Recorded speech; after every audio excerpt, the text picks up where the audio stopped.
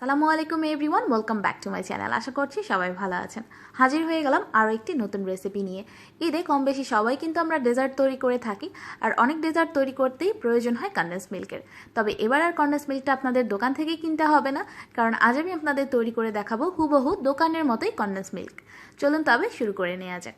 আর আপনি যদি আমার চ্যানেলটি সাবস্ক্রাইব করে না থাকেন, অবশ্যই কিন্তু এরকম আরও অনেক রেসিপির জন্য আজই আমার চ্যানেলটি সাবস্ক্রাইব করে ফেলবেন। এই কনডেন্স মিল্কটাকে তৈরি করার জন্য সবার প্রথমে চুলায় একটা প্যান বসিয়ে এর মধ্যে আমি নিয়ে নিচ্ছি 2 কাপ পরিমাণ ফুল ফ্যাট দুধ। অবশ্যই কিন্তু ফুল ফ্যাট মিল্কটাই ব্যবহার করতে হবে, লো ফ্যাট মিল্ক দিয়ে কিন্তু কনডেন্স মিল্কটা পারফেক্ট হবে না। এরপর এর মধ্যে নিয়ে নিচ্ছি 1 কাপ পরিমাণ চিনি।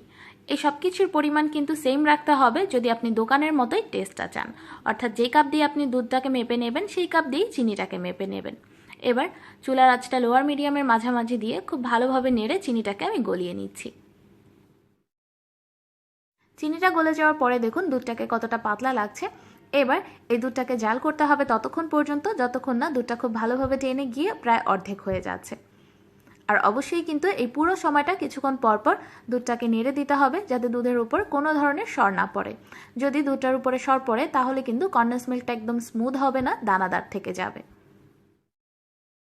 আর দুধটা নেড়ে নেওয়ার সময় অবশ্যই কিন্তু পাতিলের তলার দিকটাও খুব ভালোভাবে নেড়ে নিতে হবে, কারণ চিনি দিয়ে জাল করার কারণে দুধটা খুব সহজেই পাতিলের নিচের দিকে লেগে যাবে। তাই চেষ্টা করবেন কোনো ভারী তলযুক্ত পাতিল ব্যবহার করতে, তাহলে আর সহজে নিচের দিকে দুধটা লেগে যাবে না। জাল করতে করতে দুধটা দেখুন টেনে প্রায় অর্ধেক হয়ে গেছে, আর এর কালারটাও কিছুটা হলদেটে হয়ে গেছে, ঠিক যেমনটা দোকান থেকে কেনা কনডেন্স মিল্কের কালারগুলো হয়। আর এই দুধটা কিন্তু এ পর্যায়ে অনেকটা ঘনও হয়ে গেছে। এবার চুলাটাকে আমি বন্ধ করে দিচ্ছি। দুধটাকে জাল করে এরকম অর্ধেক করে নিতে আমার প্রায় 15 থেকে 20 মিনিটের মতো সময় লেগেছে, আর পুরো সময়টা আমি চুলার আঁচটা লোয়ার মিডিয়ামের মাঝামাঝি রেখেছি। চুলাটা বন্ধ করে দিয়ে এবার অপেক্ষা করব 1 মিনিটের মতো, যাতে দুধের মধ্যে যে অতিরিক্ত গরম ভাবটা আছে সেটা চলে যায়। প্রায় 1 মিনিট পর এবার এর মধ্যে আমি দিয়ে দিচ্ছি 1/4 টিস্পুন বেকিং সোডা বা খাবার সোডা। অবশ্যই কিন্তু সোডাটাই ব্যবহার করতে হবে, বেকিং পাউডার ব্যবহার করলে কোনোভাবেই চলবে না।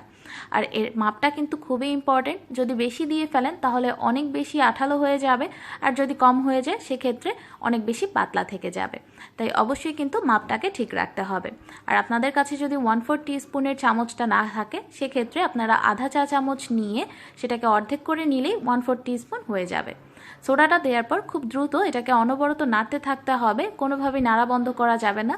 যতক্ষণ না দেখবেন যে সোডাটা খুব ভালোভাবে এর সাথে মিক্স হয়ে যাচ্ছে ততক্ষণ পর্যন্ত অনবরত এটাকে নাড়তেই থাকতে হবে। আর অবশ্যই কিন্তু দুধটাকে চুলা থেকে নামিয়ে নেওয়ার পর আধা থেকে 1 মিনিটের মতো সময় দিয়ে তারপরেই সোডাটাকে মিক্স করতে হবে। যদি চুলা থেকে নামানোর পর সাথে সাথে সোডাটাকে মিক্স করতে যান সেক্ষেত্রে অনেক সময় দুধটা ছানা কেটে যায় বা দানাদার থেকে যায়, কনডেন্স মিল্কটা স্মুথ হয় না।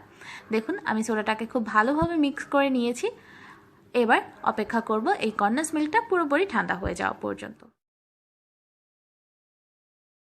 কনডেন্স মিল্কটা পুরোপুরি ঠান্ডা হয়ে যাওয়ার পর এটা কিন্তু আরও ঘন হয়ে যাবে, আর বেকিং সোডা দেওয়ার পর ওপরে যে ফেনার ভাবটা সৃষ্টি হয়েছিল সেটাও আর থাকবে না।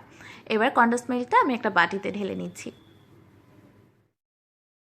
কনডেন্স মিল্কটা পুরোপুরি ঠান্ডা হয়ে যাওয়ার পর যে কোনো কাচের এয়ারটাইট বয়মে ভরে নর্মাল ফ্রিজে রেখে 8 থেকে 10 দিনের মতো আপনারা সংরক্ষণ করতে পারবেন। আর যদি রুম টেম্পারেচারে রাখেন সেক্ষেত্রে 1 থেকে 2 দিনের মতো এটা ভালো থাকবে। কনডেন্স মিল্ক ঘরে তৈরি করা কতটা সহজ সেটা তো দেখেই নিলেন, তাই এবার ঈদে ঘরে তৈরি কনডেন্স মিল্ক দিয়ে তৈরি করুন মজার মজার ডেজার্ট।